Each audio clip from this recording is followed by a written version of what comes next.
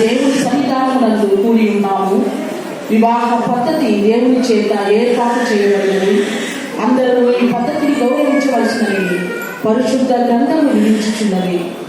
మన ప్రభువైన యేసుక్రీస్తు గలిలయలోని కానాలో జరిగిన వివాహములకు వెళ్ళుట ద్వారా దీన్ని ఆశీర్వదించి ఉన్నాడు. సృష్టాది నుండి దేవుడు వారిని పురుషునిగాను స్త్రీగాను కలుగజేసెను. ఈ హేతువు చేత పురుషుడు తన తల్లిదండ్రులను విడిచిపెట్టి తన భార్యను హత్తుకొను, వారిద్దరు ఏక శరీరమై ఉందురు. కనుక వారిద్దరు ఇద్దరుగా ఉండగా ఏక శరీరంగా ఉందురు. కాబట్టి దేవుని జతపరిచిన దానిని మనుషుడు వేరుపరచకూడదని వారితో చెప్పెను. ఈ కారణం బట్టి వివాహమునకెవరు చులకన కానీ అనాలోచితముగా కానీ కూరుకొనకూడదు. కానీ తగిన మాన్యతతోనూ ప్రార్థనతోనూ వివాహ నియమం యొక్క ఉద్దేశములను తలపోయించు దీనికి పూనుకొనవలెను. వివాహం యొక్క ముఖ్య ఉద్దేశములను వినండి. భార్య భర్తలు ఇరువురు తమ జీవిత కాలం అంతయు ఒకరికి ఒకరు తోడుగా నుండి కలిమి యందును లేమి యందును పరస్పర సహాయధనములు కలిగించుకున్నట్లు వివాహము నిర్ణయింపబడినది. దేవుడే మానవుని యందు నాటినట్టు క్రీస్తునందు విమోచన పొందినట్లునైన సహజ కోరికలను ఆపేక్షలను దేవుడు పవిత్రపరిచినాక ప్రయోగించినట్లు వివాహము నిర్ణయించబడినది. కుటుంబంలో పిల్లలు జన్మించి దేవుని మహిమార్థము మన ప్రభువైన యేసుక్రీస్తు నందలి విశ్వాస ప్రేమ జ్ఞానములను పెంచబడినట్లు వివాహము నిర్ణయించబడినది. వివాహము ఘనమైనదిగా నెంచబడ్డ ద్వారా సాంఘిక స్థితికి స్థిరమైన పునాది ఏర్పడినట్లు ఇవి నిర్ణయించబడినది.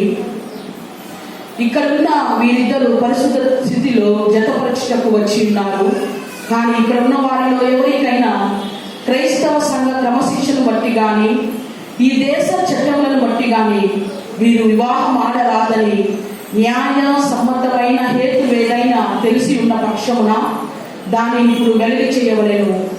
లేని ఎడల ఇక మీదట ఎప్పటికీ వాటి గురించి మాట్లాడకూడదు.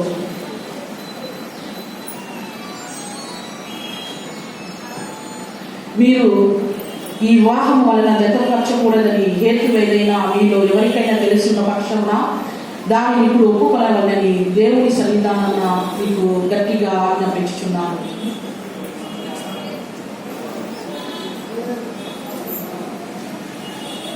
ప్రార్థించుకుందాం. సర్వశక్తియు మిక్కిలి కనికరముగల తండ్రి, నీ సహాయం లేనిది మేమేది యోగ్యముగా చేయలేము. నీవి వ్యక్తులను నీ సంకల్పానుసారముగా జతపరిచినప్పుడు తీసుకొని వచ్చిన్నావు.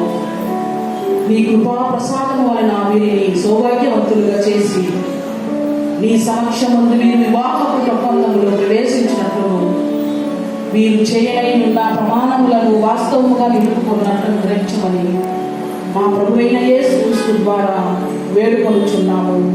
ఆమేన్.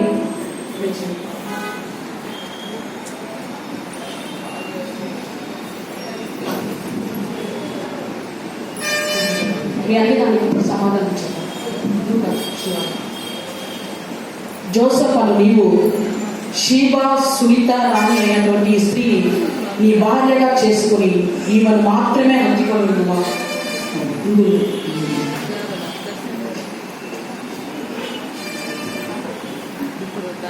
షీబా సునీత రాణి అను నీవు జోసెఫ్ అను ఈ పురుషుని భర్తగా చేసుకొని ఇతనిని మాత్రమే హత్తుకొనుదువా?